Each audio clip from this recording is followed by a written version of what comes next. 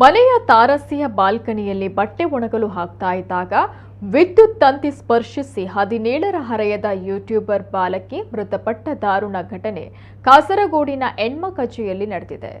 ಪೆರ್ಲಾ ಸಮೀಪದ ಇದಯಡ್ಕ ನಿವಾಸಿ ಇಸ್ಮಾಯಿಲ್ ಮತ್ತು ಹವ್ವಮ್ಮ ದಂಪತಿಯ ಪುತ್ರಿ ಫಾತಿಮಾ ಇಶಾನ್ ಮೃತಪಟ್ಟ ಬಾಲಕಿ. ಆಕೆಯ ರಕ್ಷಣೆಗೆ ಧಾವಿಸಿದ್ದ ತಾಯಿ ಹವ್ವಮ್ಮ ಅವರಿಗೂ ವಿದ್ಯುತ್ ಸ್ಪರ್ಶವಾಗಿ ಅರೆ ಪ್ರಜ್ಞಾವಸ್ಥೆಯಲ್ಲಿ ಖಾಸಗಿ ಆಸ್ಪತ್ರೆಗೆ ದಾಖಲಿಸಲಾಗಿದೆ.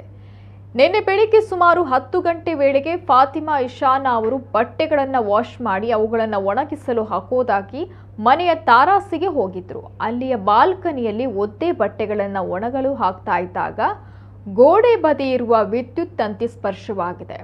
ಈ ಸಂದರ್ಭ ವಿದ್ಯುತ್ ಆಘಾತಕ್ಕೆ ಒಳಗಾಗಿ ಫಾತಿಮಾ ಅವರು ಕುಸಿದು ಬಿದ್ದಿದ್ದಾರೆ.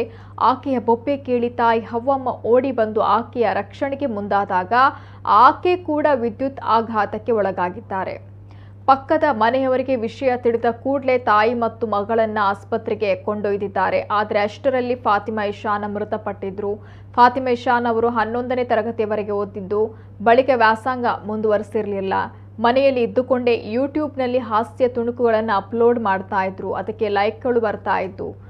ಇಸ್ಮಾಯಿಲ್ ಅವರ ಕುಟುಂಬ ಕಳೆದ ಸುಮಾರು 30 ವರ್ಷಗಳಿಂದ ಬಾಡಿಗೆ ಮನೆಯಲ್ಲಿ ವಾಸ ಮಾಡ್ತಾ ಇದ್ದು, 7 ತಿಂಗಳ ಹಿಂದೆ ಪ್ರಸ್ತುತ ವಾಸವಿರುವ ಹೊಸ ಬಾಡಿಗೆ ಮನೆಗೆ ಶಿಫ್ಟ್ ಆಗಿದ್ರು. ಈ ಮನೆಯ ಗೋಡೆಯ ಪಕ್ಕದಲ್ಲೇ ವಿದ್ಯುತ್ ತಂತಿ ಹಾದು ಹೋಗ್ತಾ ಇತ್ತು. ಮನೆಯ 2ನೇ ಮಹಡಿಯನ್ನ ಇತ್ತೀಚೆಗಷ್ಟೇ ನಿರ್ಮಿಸಲಾಗಿತ್ತು.